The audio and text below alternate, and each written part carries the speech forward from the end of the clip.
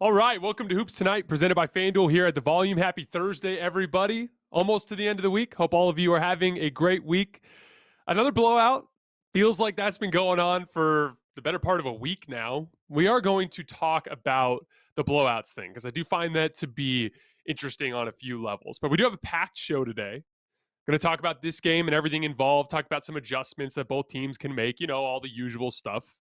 Then after that, we're going to play a little game of That's What He Said, where we listen to some sound bites. We've got some interesting stuff from our colleague Draymond Green and the stuff that he talked about his series on his show on our network, and some thoughts that I had on those things as well. We're going to have Carson on, and we'll get into it a little bit further. Before we get started, a couple of usual notes. Make sure that you guys like this video and subscribe to the Volumes YouTube channel so you don't miss any more of our content. Remember to follow me on Twitter at _JasonLT so you can see the video content. There's a specific video that I worked very hard on over the course of the last couple of days, talking about a lot of the things that I'm going to talk about tonight. And if you want to see visual representations of the things that I'm talking about, go to my Twitter feed. That's the place to see those things. And last but not least, for whatever reason, you can't catch the whole YouTube show and you're driving to work tomorrow and you need to catch the show in another format, always go to our podcast feed. Right now it's under Lakers Tonight, but it will eventually be Hoops Tonight. That's a good place for you to look to find that content. So let's get started. You guys know how high I am on Boston. And as you can tell from my shirt, I have no incentive to be high on Boston. I'm not necessarily a Lakers fan. I've just been covering them for the last couple of years. A lot of the people who follow the show, a lot of the people that follow me on Twitter are Lakers fans, just from the last couple of years. My adoption, so to speak, of this Boston Celtics team has nothing to do with, some sort of non-basketball incentive. It's strictly the fact that, as I said last night, and to quote that Collinism, I don't care about being right. I just want to get things right. That's my goal for this show, is to, as a analytical approach in terms of actually looking at evidence, film evidence, statistical evidence, I want to give you guys the best basketball analysis that I can. And over the course of the season, I watched 30 basketball teams play in the NBA. The one on my shirt looked like a horrific basketball team. And the team that wore green and called themselves the Boston Celtics was very clearly better than everybody. And that's why I, quote unquote, adopted them as my title favorite. It was strictly a basketball take. That's all it is. And what's funny is I'm not as high on Boston as some of the evidence would suggest. Like I talked about at length over the course of the last couple of weeks, from January 23rd on, Boston wasn't just the best team in basketball. They were the best team in basketball by a country mile. Nobody was close. They were way better than everybody on defense, and they were better than everybody on offense. And so the question becomes, why don't they just blow out everybody? Well, they did for a while there towards the end of the regular season. But like I've talked about, a lot of the Boston offense stuff was fool's gold compared to what happens in a playoff environment. They have some very, very clear offensive weaknesses as it pertains to decision making. So that's why I call them the Jekyll and Hyde team of this playoff run. They have some really low lows. Their floor is probably lower than any floor in this Final Four teams. But their ceiling is higher than any of these four teams because their defense is pretty reliable. Game one was a defensive outlier. We're going to talk about that here in just a second. But their defense, I've never lost faith in. However, their offense can go through these extended stretches where they're terrible, which we've talked about a lot. But when it clicks, when they do have it going on offense, they're literally unbeatable. And they took a very good Miami Heat team that is extremely well coached, a Miami Heat team that thoroughly understands the stakes of that game. Eric Spoelstra, Pat Riley, everybody in that locker room is thoroughly aware of how important it was for them to take a 2-0 lead on the Boston Celtics tonight. And they got their ass kicked.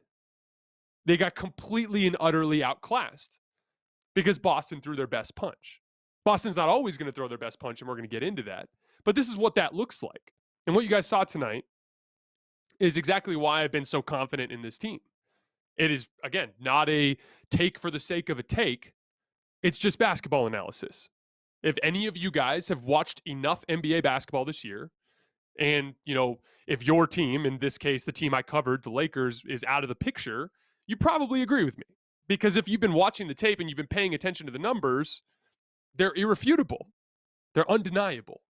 Boston has been the best team in basketball pretty much since the turn of the calendar. And this is what it looks like when all those things click. So let's get into the weeds of the X's and O's a little bit.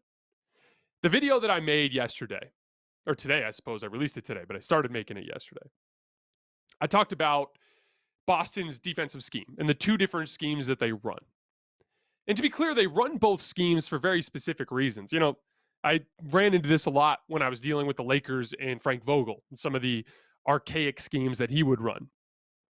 There is no such thing as a scheme that doesn't work when it's executed properly. Everything works well when it's executed properly, right? I mean, even a 2-3 zone, when run properly, can be an extremely difficult defense to score on. It just so happens that different defensive schemes work better in different matchups. So, for instance, if you're playing against a team like Dallas, giving up too many switches can be a bad thing because they're so good at attacking switches, right? So you're kind of playing into Dallas's strengths when you do that. Andrew Wiggins did an amazing job trying to avoid switches with Luka as much as possible last night. He only did so when he absolutely had to. We're going to dive into that further later. But the point is like against a team like Dallas, you might be better off running some different types of coverages, some traditional coverages, right? But, against teams like Phoenix, against teams like Boston, against teams like Golden State, against teams like Miami, a different coverage might work in each of those instances. Now, what happened in game one was Boston came out and ran a drop coverage. We've broken that down a million times on the show. I'm not going to get into it again. The gist of it is the big sits down lower than the screen. And so if the guard comes off and catches the defender on the screen, he's going to get a clean look. And I showed you guys extensive evidence. Again, follow me on Twitter at _JasonLT, and you'll see the video that I released. It's under the branding that says Timpf's tape, and you'll see exactly what I'm talking about. Play by play, the way game one turned on Boston giving Miami wide open jump shots coming off of these screens. And they did it again to start tonight. And the reason why Ime Udoka does that has to do with Robert Williams. One of the things that, Boston does a ton of switching, and they did a ton of switching for most of the last 6 months. But they do mix and drop. And they've almost exclusively done it with Robert Williams and Al Horford on the floor. The reason why is simple.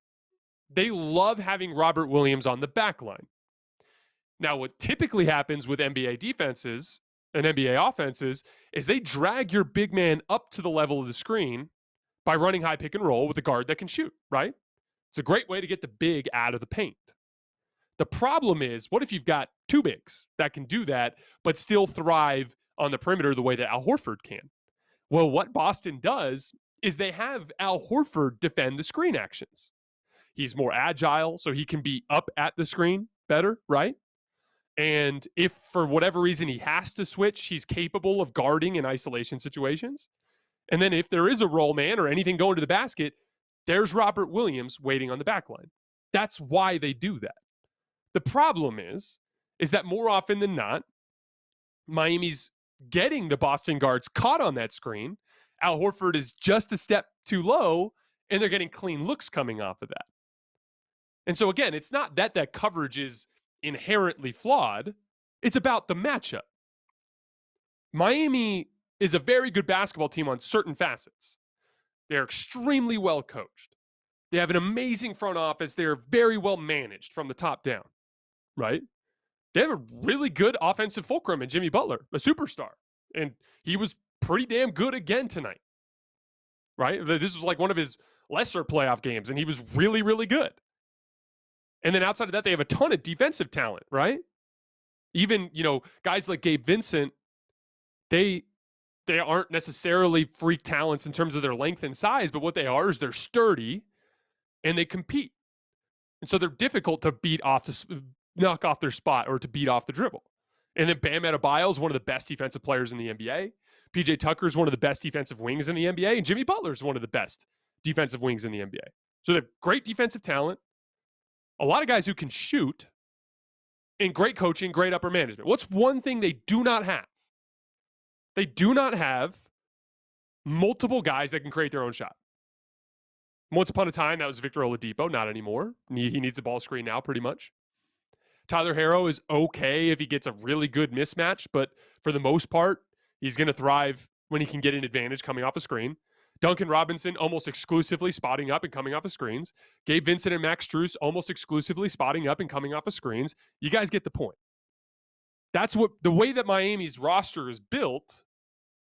Their specific weakness is dribble creation. The advantage of a switching scheme is it tests your dribble creation. We literally saw in game one, Miami go to a super aggressive switching help, aggressive help, lots of switching, lots of ball pressure, lots of playing the passing lanes in the second half of game one. In Boston, who has a tendency to go through extended stretches where their ball handling is poor, they completely fell apart. And what I thought was so interesting tonight is they came out in that first quarter and started with Robert Williams and Al Horford and came out running their drop, and Miami was getting great looks. And they had a lead early. I think they were up 21-17, or actually they had a bigger lead than that at one point. I think they were up 18-8. But then right around the 3 or 4 minute mark of the first quarter, Grant Williams checks in for Rob Williams. They instantly start switching everything, and suddenly Miami can't score. And Boston immediately goes on a 17-0 run. Now, to be clear, later in the game, they had stretches with Robert Williams that went well.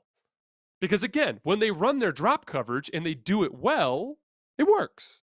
In the video I presented to you guys, I showed examples of how early in the game, they did a good job of blowing up those dribble handoffs by staying attached to the offensive player. But it's exhausting. And they went through an extended stretch after that where they kept dying on the screens, and that when Miami got going. Obviously, when they do it right, it works. It's just more difficult, and it plays into Miami's strengths. Whereas when you switch everything, it tests their specific weakness. And when you do that to a team that has less talent than you, now you're going to have a big advantage. Whereas in game one, when you play directly into their strengths, even though they're less talented than you, if they happen to get hot and make shots, and you happen to have one of your bad offensive nights, you get blown out. And I've always thought this was super interesting because I think it's stubbornness, I would imagine. But for whatever reason, this particular scheme, this switching scheme, is still way too slow to be adopted in the NBA. Almost every NBA team now is switching guard actions or switching wing actions, but there's nowhere near enough switching involving bigs. And it's just super interesting to me how slow these teams are to adopt that. There are a couple of other interesting things that I thought Boston weaponized in this game to get going. They got going in transition off of turnovers. Again, Miami is a great defensive team. And even though Boston played really well tonight, offensively, shot the ball really well, they will have moments in the series when they don't. And you do want to try to avoid Miami's half-court defense. Tonight, 20 points off of turnovers. Look at Milwaukee and how they stayed alive in the last round, even though they got utterly bludgeoned in the half court by Boston. They only scored 82 points per 100 possessions in the half court last round, but they stole 3 games by staying out of the half court, by getting out in transition, and magnifying their possessions in game 5 by getting a boatload of offensive rebounds. Those swing factors that surround the static half court environment are great ways to bolster your chances of winning.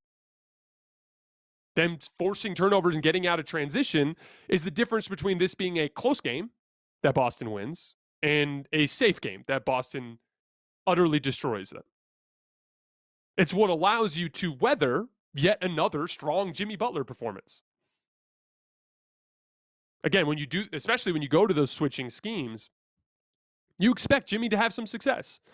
He's going to attack Marcus Smart. He's going to attack Al Horford. He's going to attack Peyton Pritchard. When Derek White gets back, he's going to attack Derek White. And he's going to have some big scoring nights in this series. He already has. I think he's averaging like 35 or something stupid like that through 2 games. but everyone else is going to struggle. I've shared some clips from this game. There's a huge difference between what Tyler Herro looks like trying to beat people off the dribble compared to what he looks like when he's coming off of screens and he's free to fire. And, they're so much better than Miami that it might not matter. I expect Boston to win the next 2 games, and then I give them a good chance to win Game 5. But I wouldn't be surprised if Miami won Game 5 if Boston didn't play as well. I mean, again, if you're a Miami fan, and I know there's some of you listening, Boston shot the shit out of the basketball. They shot the laces off the basketball. I get that. I get that you're sitting there thinking, man, they made everything. And there are going to be nights where they don't. If Boston goes into Miami in Game 5 and loses, it'll probably be because they don't shoot well and they don't take care of the basketball and they kind of replicate some of the things from Game 1. That's why I picked Miami to drag this series out to 6, even though I think Miami is significantly worse in terms of talent. But the reality is there is a cumulative ball handling and scoring and passing and overall offensive ability advantage that massively favors Boston on the offensive end. There's a cumulative athleticism and strength and ability to cover ground and all those things that favors Boston on the defensive end. So even if some shooting stuff goes your way, they're just going to win. They're just better. That cumulative ball handling is so important in these 5-out concepts. Because it's not so much about what Tatum can do or what Jimmy Butler can do. It's what everyone else can do when Jimmy Butler or Tatum draws the second defender, kicks to an open shooter, and the defense starts rotating. Really good defenses will never give up the driving kick to the first shot, or very rarely. The Utah Jazz, garbage-ass defense. Remember them in the first round? When Jalen Brunson would beat one guy to the dribble and quick kick to Maxi Kleber, there'd be no rotation, wide open 3. Yeah, it doesn't happen often against really good defenses. What actually happens is you have to break them down in multiple rotations. And that is where the cumulative ball handling and the cumulative shooting and the cumulative basketball IQ of your lineups becomes your advantage. In a small sample size, like Game 1, Miami's going to have the capability of winning in a small sample size. Bad coverage idea from Ime Udoka, too much drop. Marcus Smart being out of the game. We're going to talk about him in just a second. Obviously, Al Horford being out of the game. In a small sample size, it can go either way. But in any large sample size, in a 7-game series, if a team has a massive advantage on offense in ball handling and shooting and passing and size and athleticism, and then we go to the other side, and Boston has a massive advantage in size and athleticism and commitment to the defensive end. Miami's just as committed, but Boston just has better players. So they're just going to win in any sort of large sample size, barring injury or some sort of, crazy circumstance. I want to talk about Marcus Smart and Al Horford for a second because they were vitally important on a bunch of different levels. Marcus Smart, I believe he had I don't have the box score in front of me, but I think he had 22 and 12 assists tonight. That's a huge influx that raises that cumulative ball handling and athleticism. That's how valuable he is on that front. He is very good at chasing guys over the top of screens and can defend in switches. So he's a defensive weapon. That's a huge loss from Game 1. Al Horford, we talked about extensively. So coming into tonight, Boston was averaging 11.1 points more per 100 possessions on offense with Robert Williams off the floor. The main reason why is the same concept I've talked about a million times on the show. Vertical spacing is a real thing, but it's nowhere near as effective as perimeter spacing, because perimeter spacing is what makes guys comfortable driving to the basket. With Robert Williams on the floor, the spacing is worse. Bam is pretty much consistently around the basket, and it just makes things harder. Now, their defense is better with Rob Williams. He's an amazing shot blocker who has a lot of ability to cover ground. They're about 6 points better in this postseason on defense without Rob Williams, or with Rob Williams versus without. But when you're 11 points better on offense without him, that's when they're at their best. But Al Horford is what unlocks that, because Daniel Tice is the guy that can shoot, but no one guards. Al Horford gets left open a lot, but he's deadly out there. It's just a critical mistake to leave him open. And so having Al Horford back One, so they can run Ime Udoka's desired drop coverage with Rob Williams on the back line, which, again, was terrible to start the game, had some successful stretches later. It's not my favorite strategy for Boston in this series, but it does work when it's run properly. Al Horford unlocks that. On the other end of the floor, Al Horford unlocks your 5-out attack, makes your offense better. Then Marcus Smart increases the cumulative ball handling and passing ability on offense, and he gives you another offensive weapon or defensive weapon. So them coming back obviously was a huge swing factor in this as well. One thing I wanted to touch on really quick, because I don't think it's a coincidence necessarily that there have been this many blowouts in a row. So I have a theory. Now, these theories, I don't know what a theory is worth to you guys. I don't have any evidence to back this up, really. It's just what I think I'm seeing. But as the game has changed, as we've ditched the traditional built like a fridge power forward, as we've ditched the traditional back to the basket traditional center, and we've replaced that with another super athletic wing that can shoot, pass, and dribble, and a center that's more mobile, probably a perimeter oriented center, right? As we've replaced those two positions, the overall foot speed of all of these teams is so much faster. Everyone's playing either 4-out, 1 in, or 5-out, as opposed to 3-out, 2 in, the way they used to 10 years ago, right? As a result of that, the job of covering ground on defense is much harder. And so I think everyone feeding off of their home crowd is helping in that department. That's why you're seeing so many home blowouts, although we saw Boston and Dallas rip off some road blowouts recently. But a huge part of it, and this is what I think is the biggest driving force, is rhythm. In traditional basketball, the average shot was way closer to the basket. And shots that are closer to the basket are notoriously higher percentage. They're notoriously shots that rely less on rhythm. In 5-out basketball, it's a lot of dribble jump shots. It's a lot of long threes. It's a lot of more complicated offensive actions that are very much reliant on rhythm and confidence. And so what I think we're seeing is all of these teams going through super extended stretches where it's like, we either have it tonight or we don't. Like Boston's offense completely combusted in that second half of game one, and there was no reconciling that. Like it was like that, and the game was over. But then they come out tonight, and they have that confidence. They have that swagger. They damn near hang 70. They do hang 70 points in the first half, and they beat the hell out of you, right?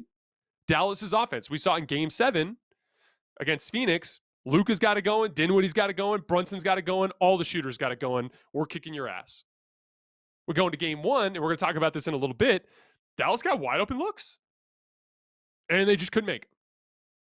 And so I think that oscillating nature between your good side as a 5-out team and your bad side as a 5-out team is way more dramatic than your good side and bad side in traditional 3-out, 2 in, play out of the post basketball. So that's my theory. Again, take that for whatever that's worth. Couple of adjustments for Miami really quick. Because you can't play this team straight up. You just don't have enough talent. But your best opportunity to stay alive in this series and to compete is to give your offensive players the best chance to succeed. Because your defense, it is what it is at this point, right? Like, you trust Eric Spoelstra to figure out a way to make Boston struggle more offensively. But when you're on offense, it can't just be Jimmy. Everyone has to be going for this to work. Ime Udoka has demonstrated that he will drop under specific circumstances. And so Miami needs to find a way to explicitly attack that. Find out, and it appears to me it's like anytime Tice is on the floor, which I don't even think he played tonight, or not much at least. Anytime Robert Williams is on the floor, because they seem to run it with Robert Williams. In those situations, but they did it with Grant Williams too, and they did some switching with Grant Williams and Al Horford at the 4-5 too. Like, again, I shared some of these clips on my Twitter feed. Like, there doesn't seem to be much of a rhyme or reason to when the Celtics do that. It seems like when they feel like it or when they don't feel like it.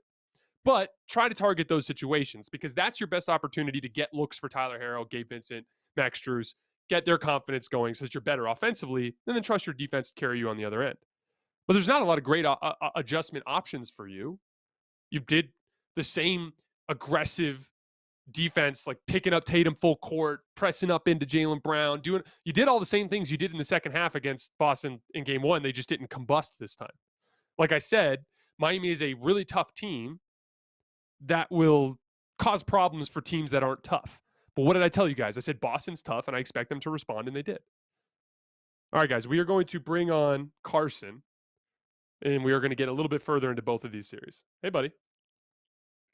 Hey, Jason, we certainly are. So, obviously, you broke down all of the keys to tonight's game, but let's broaden the scope a little bit here. We have FanDuel odds on the series overall, which Boston, they have at minus 230 to win. We don't have a game 3 spread, but given those odds and just overall, who do you like in game 3 to go out and win, and who do you like in this series at this point?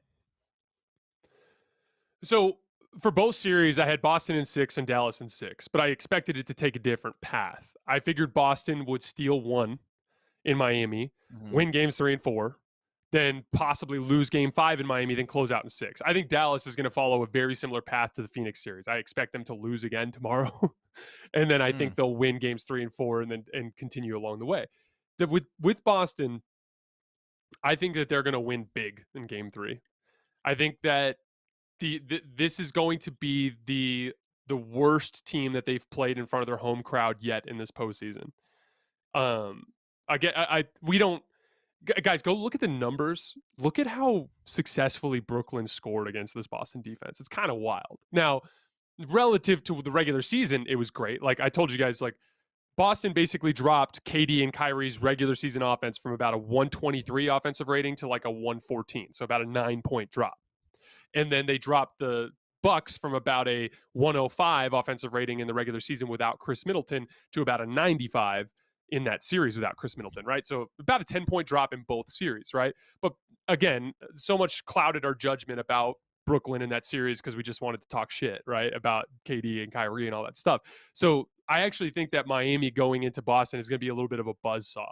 Even if I think they would have to shoot extremely poorly for that game to be close. So I would be on Boston. My guess, Carson, is the spread will be like 6.5 or 7 in game 3. And I would be on Boston there because I think they'd win by 15 to 20. What do you think the probability is that Boston wins out from here and makes it a gentleman's sweep? Very high probability. That's why I like I think they have series spreads on FanDuel, so you can get like the smart money there would be like if you could get Boston minus 1.5 games, because then if they win perfect. So if you win in 5, you're clear, and if they win in 6, you're clear. That would be the way that I would bet it. But it's kind of like the way I look at it is game 5 in Miami would be a coin flip, and Miami very well could win if Boston brought their ugly side, and if Boston brought their good side, they'd close them out.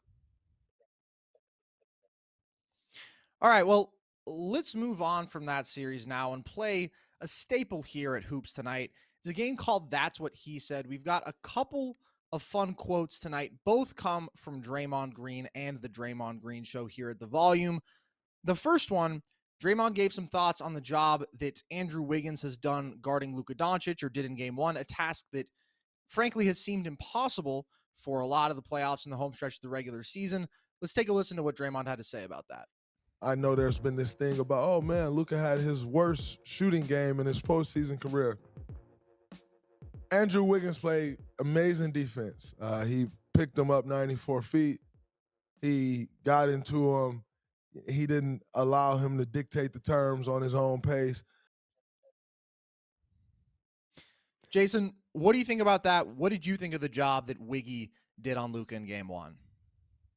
So when I watched that video earlier today, which again, all of you guys listening, I'm sure all of you are already watching Draymond's content, but it's so awesome to get to hear directly from him.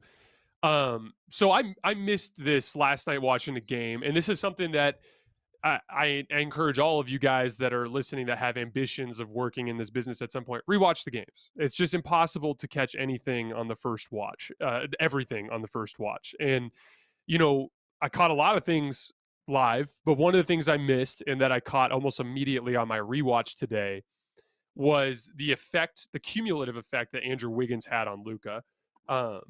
Again, I talked about before the series that there's nobody on Golden State that can guard Luka. And I think Andrew Wiggins falls in that category as well. But one of the things he did, and Draymond mentioned this, is he picked up Luka 94 feet. And with the exception of a handful of possessions where in transition there were cross matches and stuff like that, like before he even got across half court, he's just riding him all over the floor. And all that does is it just wears you out. Like, don't get me wrong, it's going to wear Andrew Wiggins out too because Luka's big and he's going to bump you all over the place and it's tough. But the flip side of that is like Andrew Wiggins, you're not depending on him for nearly as much on the offensive end of the floor. So you're willing to give that up, right?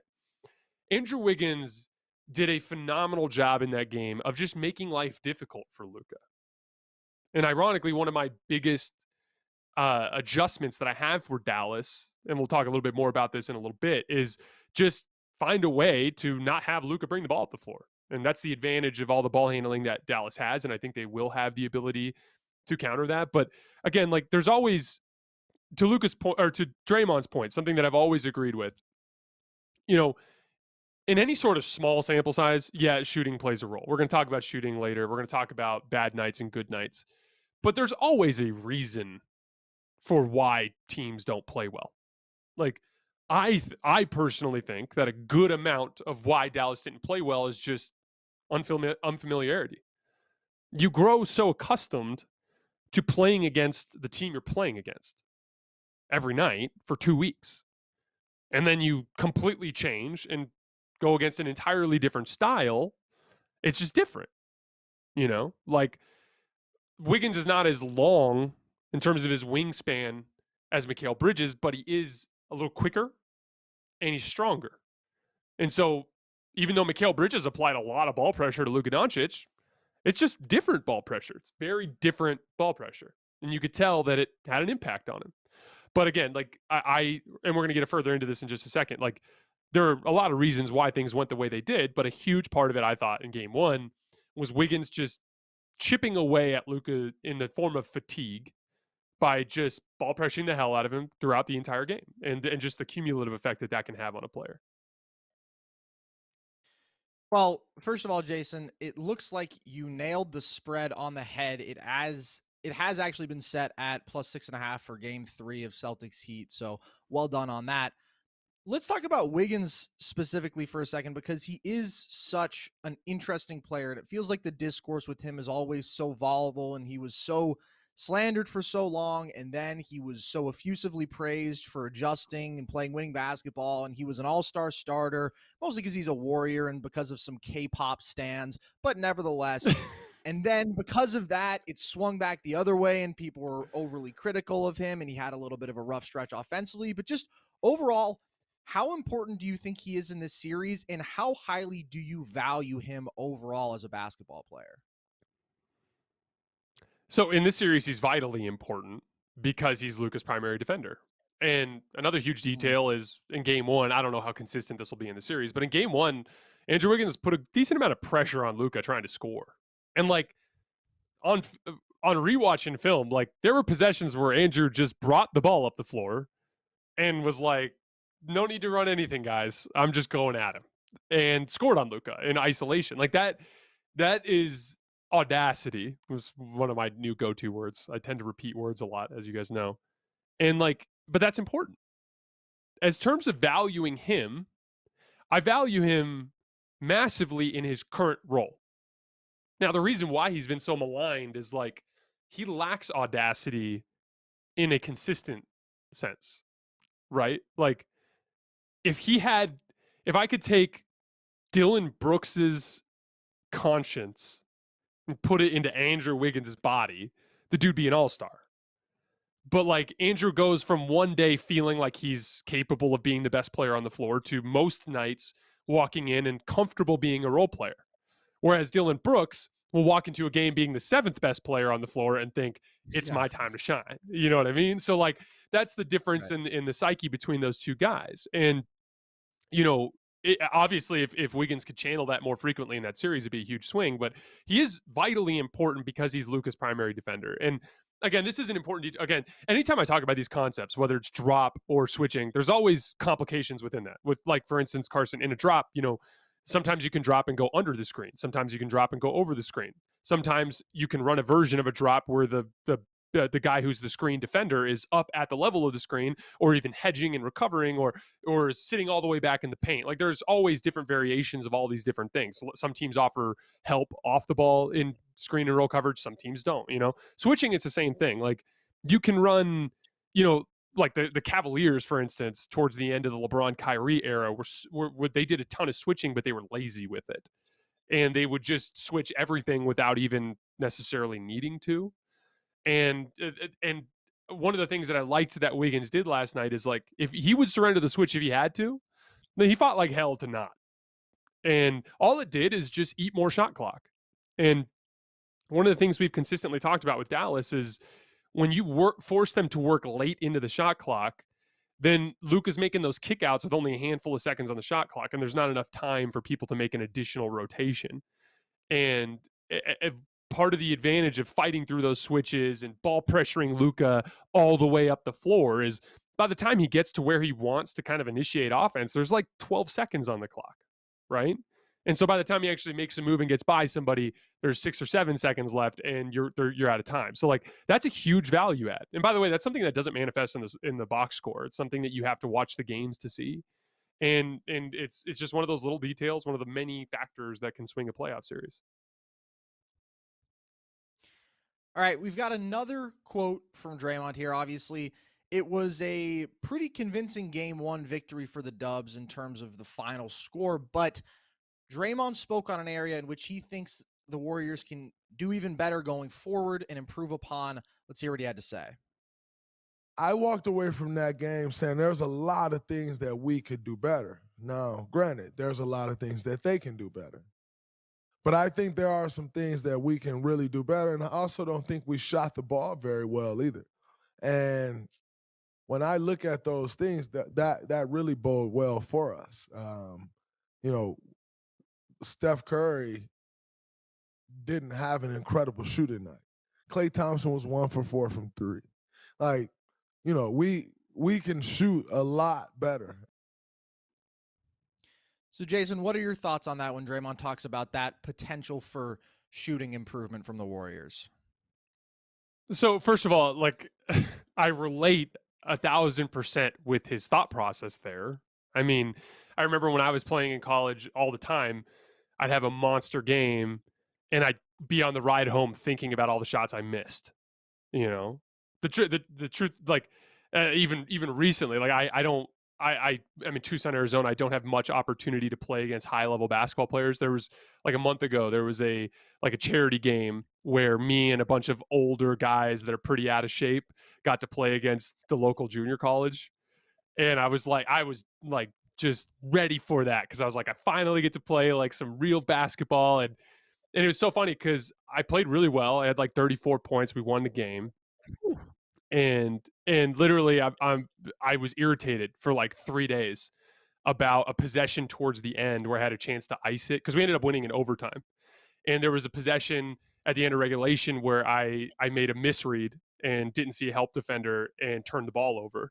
And we ended up having to win the game in OT.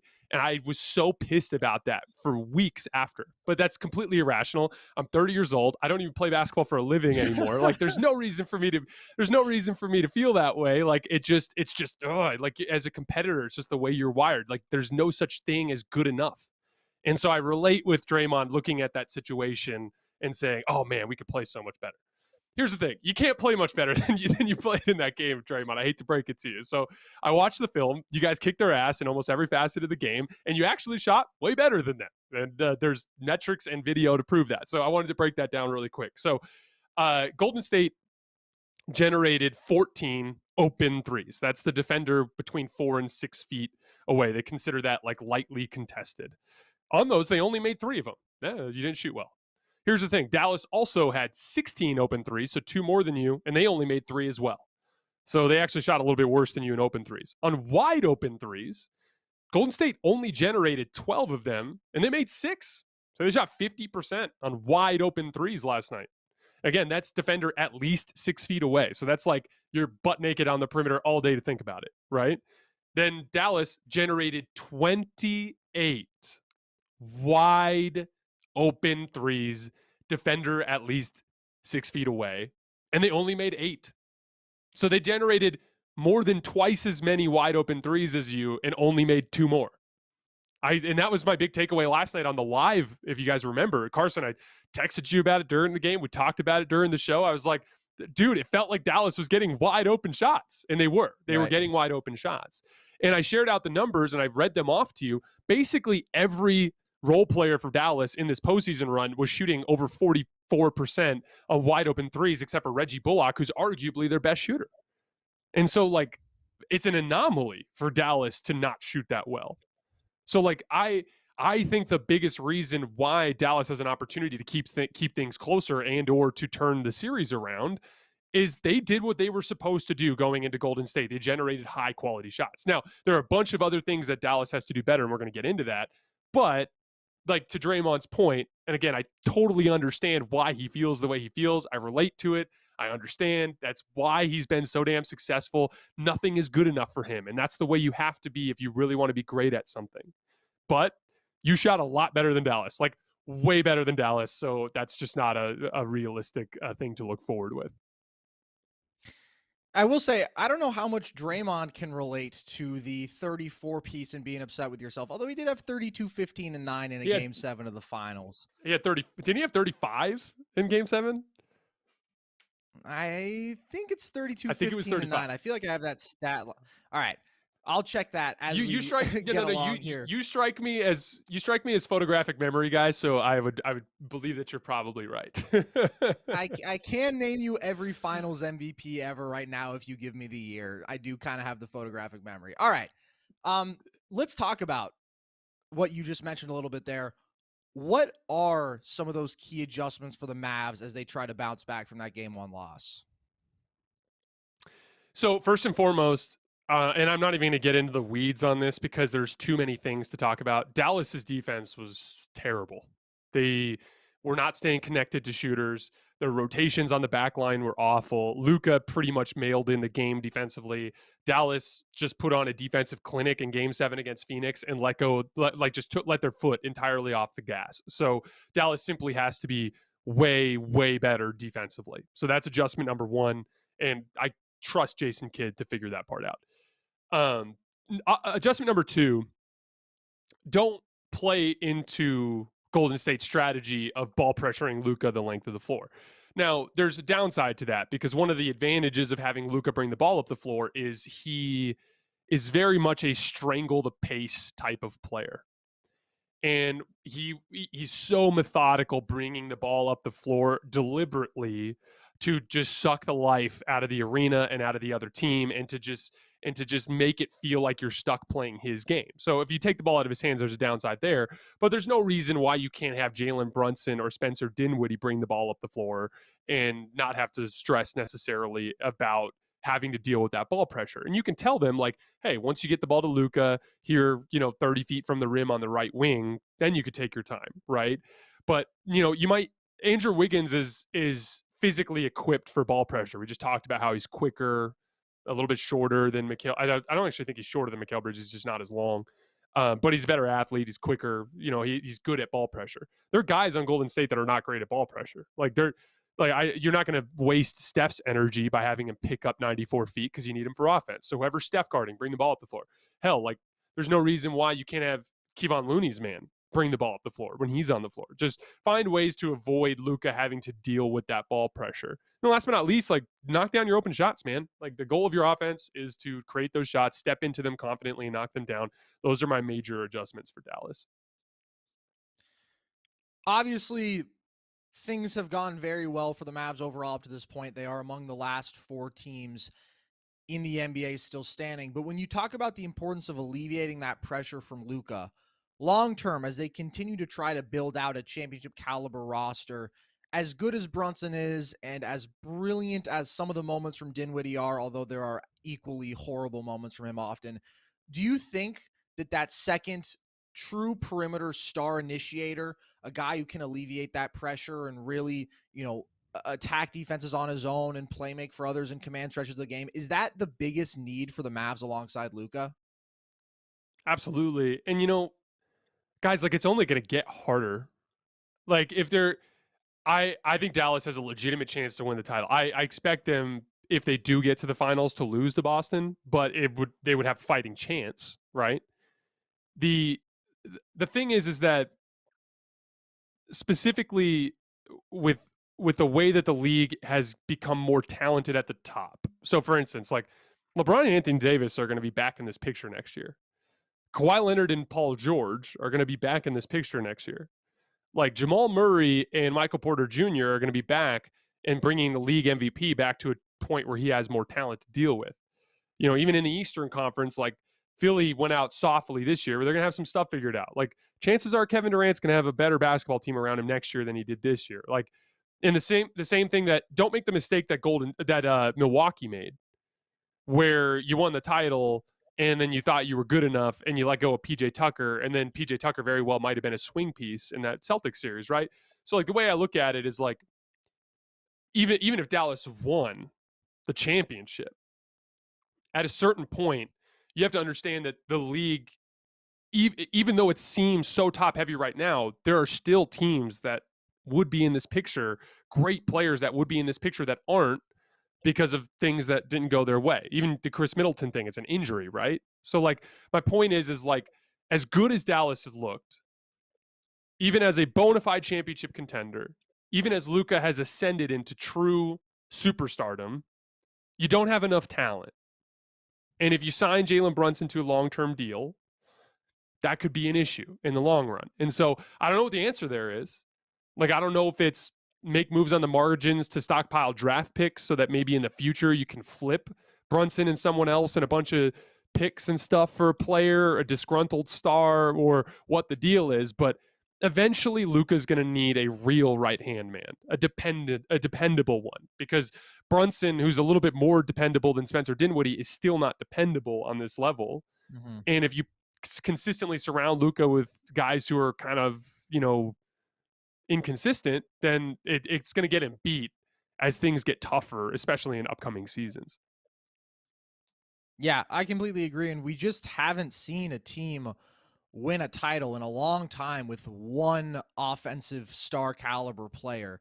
Like, I think you would have to go back to Dirk, and maybe some people would argue the 2019 Raptors, but they had at least two quasi-star offensive caliber guys with Lowry and Siakam alongside their supernova talent. So it just always seems like a really tall task. As incredible of a one-man offense as Luka is, it just really is not done very often at all. Let's flip this to the Warriors here. What are the key adjustments that they need to make? So there's not much because, again, contrary to what Draymond said, they played pretty damn good in game one.